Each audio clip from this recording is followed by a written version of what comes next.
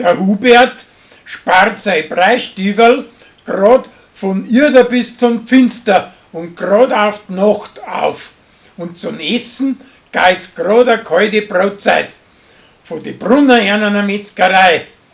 Und so wird er wieder gut mit denen. Kathi möchte, dass beim Hummel seiner Mille-Tankstelle mehr Geschäft geht und lässt an ihren 20. Liter umsonst außer. Die Technik verreckt aber bald und nachher lassen sie es wieder bleiben. Der Martin schreibt in seine Geschäftsbrief nicht immensenmassig, aber die 3 Weiber in seinem Betrieb richten ihm die Wadeln viere. Der Mike tut Annalena ganz schwer sexuell belästigen und druckt ihr ein Bussel auf. Aber sie stößt ihm zurück und haut ihm ein Drumwaschen runter.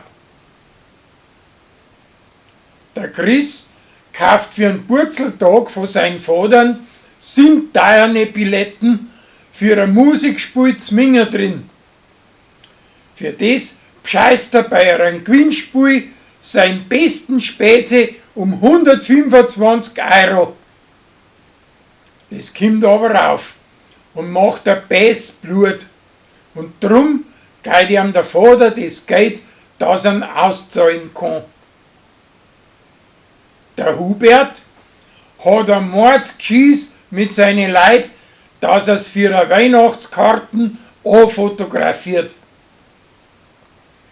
Der Rolli möchte in seinen Lohn eine Kürbiswoche machen und die Landweiber bringen ihm so viel, dass er nicht mehr weiß, wohin damit.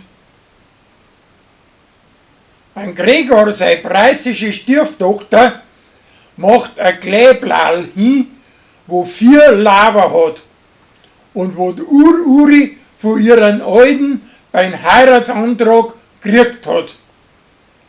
Der Flori möchte mit ihrer ein Neues zusammenschwindeln, aber in dem Moment kommt Uri selber daher.